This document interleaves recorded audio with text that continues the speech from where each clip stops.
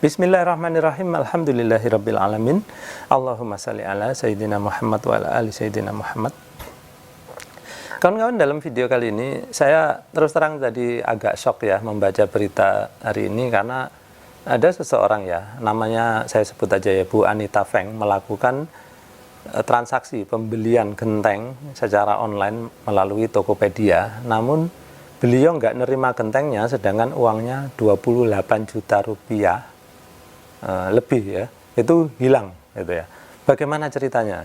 Nanti kita akan bahas ya, kawan-kawan.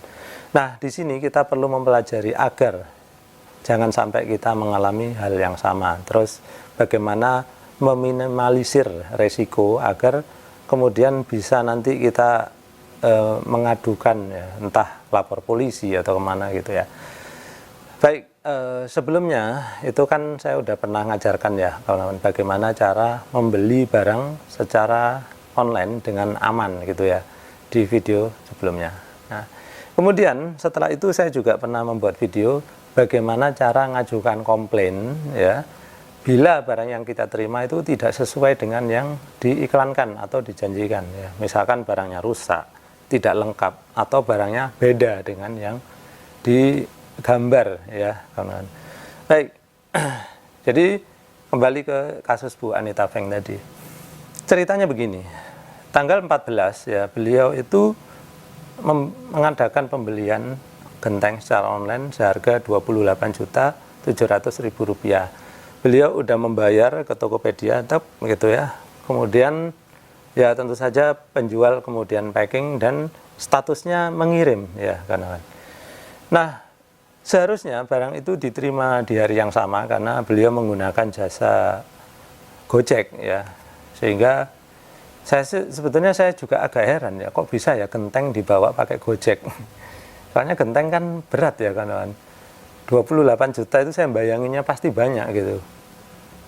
Kok aneh juga kok pakai transportasi Gojek. Tapi ya udah, kata beliau nggak ada pilihan lain. Ya udah, kita nggak bisa mikir terlalu jauh di situ. Memang kelihatannya nggak masuk akal, tapi itulah yang terjadi ya.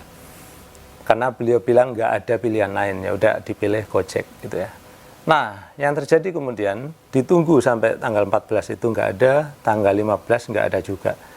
Nah, ternyata tanggal 15 itu statusnya barang sudah tiba di tujuan gitu ya.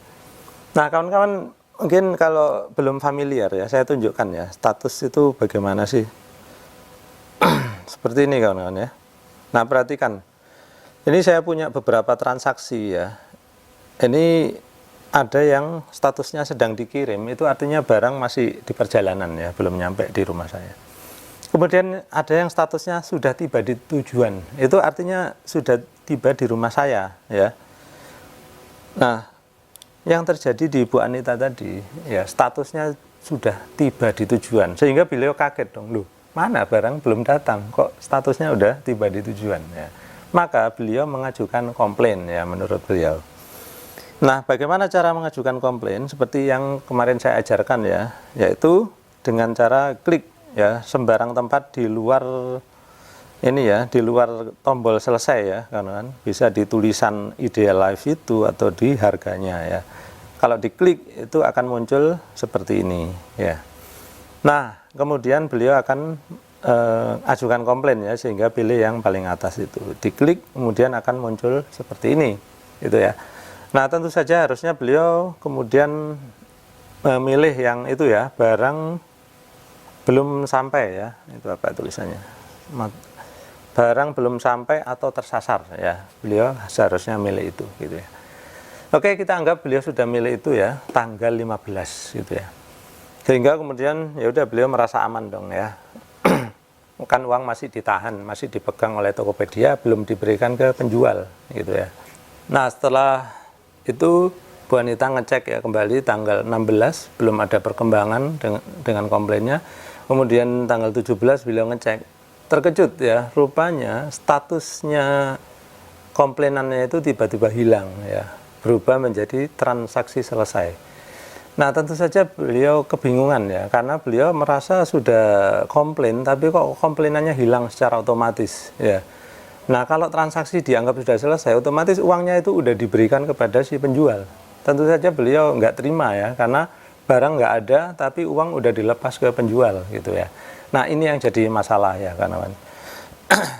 Pihak Tokopedia ketika dihubungi atau dikeluhi oleh Bu Anita ini, pihak Tokopedia merasa loh nggak ada komplainan masuk kok gitu. Sedangkan Bu Anita merasa saya udah komplain gitu ya.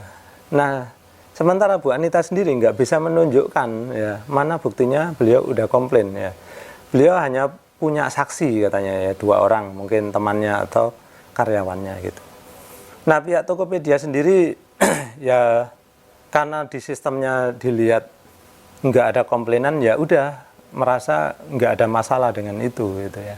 Nah, di sini nggak bisa saling ketemu ya kawan. Masing-masing merasa paling benar, sedangkan Bu Anita nggak punya bukti yang tertulis gitu ya, hanya saksi gitu. Nah, jadi pelajaran apa yang bisa kita petik dari sini? Lain kali kalau itu terjadi sama kita ya kawan, kalau kita mau mengembalikan barang atau kita mau komplain, kalian screenshot ya. Jadi setiap prosesnya screenshot aja, cepret ya. Sehingga ketika kemudian terjadi masalah seperti yang Bu Anita alami, kita punya bukti yang tertulis atau gambar gitu ya paling tidak.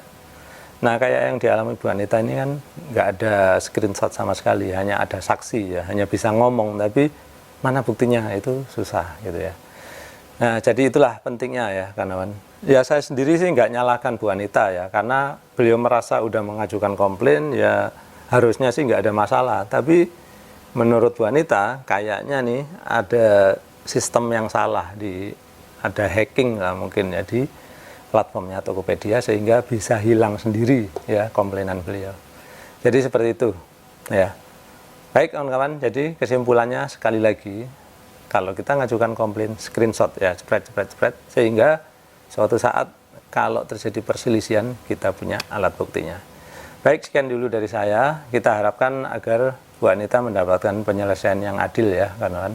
Sekian dulu dari saya, mudah-mudahan video kali ini bermanfaat. Terima kasih sudah menyaksikan.